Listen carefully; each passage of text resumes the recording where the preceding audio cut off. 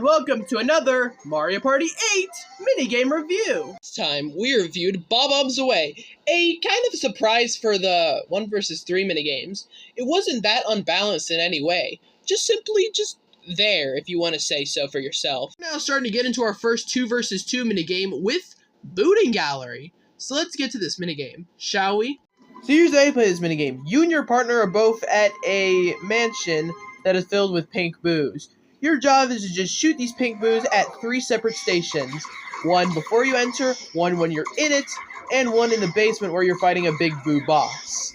And yeah, once you do this in order, and the first team to end up defeating all of them wins. And I will say that this is a pretty nice way of doing a shooting minigame. It kind of feels a bit similar to Spider Stop from last Mario Party. I think I teased it in this. I think I teased this in that, but I don't remember. I'll probably look back to see if I did so or not, but who cares? But I will say that I do like how it tries to treat itself as an actual first-person shooter, like with various things like the walking and also the perspective. Like, I feel like it does a way better job at amplifying that than Spider Stop did. And I'm not gonna lie, I think I like that aspect better of it being more of a first-person shooter than a multi-person shooter. It feels pretty clever, if you ask me. But hey, I will say that I do like the fact that they try to do a Luigi's Mansion reference. Yeah, Luigi's Mansion. Get it? Get it? Okay, I don't even think that was a joke, but okay, I will say that this minigame can kind of take a bit long. I will say that, because I will tell you right now, each recording was about 1.5 minutes, which is pretty long for a minigame, especially a minigame like this.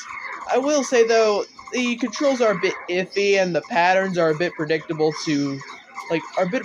in general, just because boos are mostly just showing up in the same places, and you're kind of just doing mostly the same thing every single time.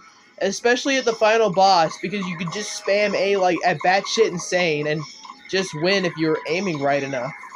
It kind of is a bit shameful that it's a bit underwhelming as a minigame, but I will say, it's still a good one, and better than pretty much almost all of the minigames we've done so far, which is still really embarrassing for this Mario Party.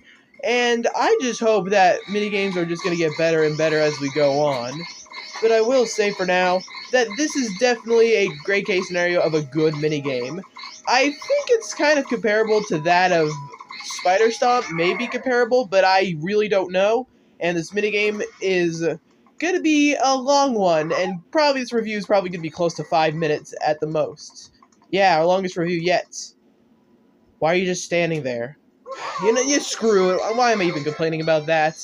Let's just get to the overall thoughts already, shall we? I can say with confidence that this minigame is a nice, simple shooter. It kind of just feels like Spider Stomp, but done better. I will say that it feels like a nice first-person shooter in this case. I think I did promote this in Spider Stomp's review, so just quote me if I'm wrong. But I will say that this is definitely a better improvement on that, since it kind of just makes it easier not to friendly fire onto each other, and also definitely does a better job of just trying to not pad out things too much. Even with the cutscenes, which would pad out the runtime, I will say I like the cutscenes, and it really emphasizes the level of a first-person shooter. This is probably the rare case where padding like this is acceptable.